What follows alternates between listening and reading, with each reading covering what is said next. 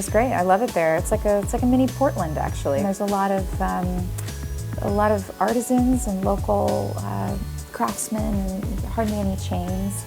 Lots to do. Great museums. Really, really great city. I honestly would go back there for a vacation. Yeah. I'm not kidding. I would. The place that we filmed in, I think it was 100 years old.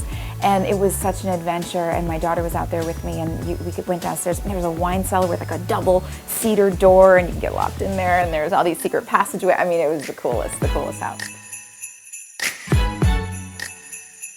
I was so excited to do a romantic comedy. I had, not a lot of people know this about me, but I started out in comedy in this business. That's what I was doing since I was 14 to 20. Those were my years of doing sitcoms and pilots, and it was all comedy.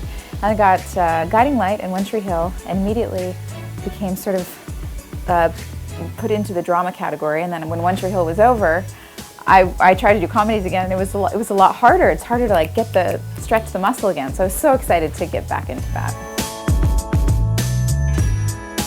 One of my favorite moments was the scene in the car with Andrew and I singing the Christmas Carol to each other and just kind of goofing around. It was just one of those things that sort of just came up spontaneously, and I was really happy with the way that it turned out. I just thought it was really charming.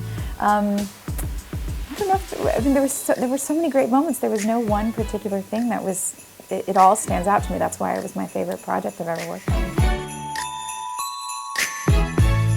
Actually, one of the traditions that we do in our family was something that I improvised in the scene. It just sort of came out because I had to improv something, so it was the first thing that came to mind, which is in the movie when we're talking about what Jenna does at home for the holidays. It was the parents putting stockings at the end of the bed, and you wake up and you open your stockings that are stuffed full, and it's at the end of your bed instead on the mantle. That's something that my grandmother did with my mom and my mom did with me, and so now I do that with my daughter. This is cute. This was a whirlwind. It was a last-minute pitch. We had the idea while we were filming one of the kitchen scenes, and Andrew was humming a song, and I said, hey, we should do a little Christmas duet for this. Why don't I write something? He was like, yeah, all right, sure, whatever. And then when I came back to LA, I pitched it to Lifetime. And I've never pitched something to anybody before and have been like, okay, yeah, here, go make it. I was like, thanks, okay. So I called a good friend of mine, Alex Merkin, and Danny Scheinman is a music producer and Alex is the director, and brought them on board, and we recorded the song. I rewrote the lyrics to How About You, which is a really old song, and so I just adjusted the lyrics to make it Christmassy, and then got a studio, and actually Andrew and I were never in the same place at the same time. So Andrew shot his day and I shot my day because I had to leave for Romania to film another movie, and Andrew was doing another movie in Canada.